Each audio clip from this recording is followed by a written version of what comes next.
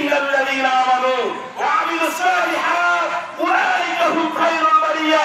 পৃথিবীতে যেই সকল মানুষেরা আল্লাহর বিশ্বাস স্থাপন করে, আল্লাহর ফরজ বিধানগুলি যথাযথ পালন করে, নেক আমল করে, সৎ আমল করে, আল্লাহর হুকুম করে পালন করে, আল্লাহই তাদের ব্যাপারে ঘোষণা দিয়েছেন এরাই হচ্ছে সৃষ্টির সেরা মানুষ। আল্লাহ বলে যারা ইমানদার আমলদার এরাই হচ্ছে সৃষ্টির সেরা মানুষ। কে বলেছেন? আল্লাহ বলেছেন। বোঝা গেল যারা ঈমান এনেছেন, সৎ আমল করেন না, আল্লাহর বিধান মেনে চলেন না, ইসলাম অনুপাতে জীবন যাপন করেন না, আল্লাহর এলান অনুপাতে তারা সৃষ্টির সেরা নয়। তারা সৃষ্টি নয়, যারা সৃষ্টির সেরা।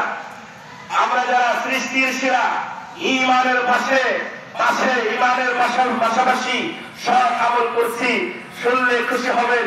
আল্লাহ বলেন জাযাহুম মিন রাব্বিহিম জান্নাতু আদনিন তাজরি মিন তাহতিহাল আনহার।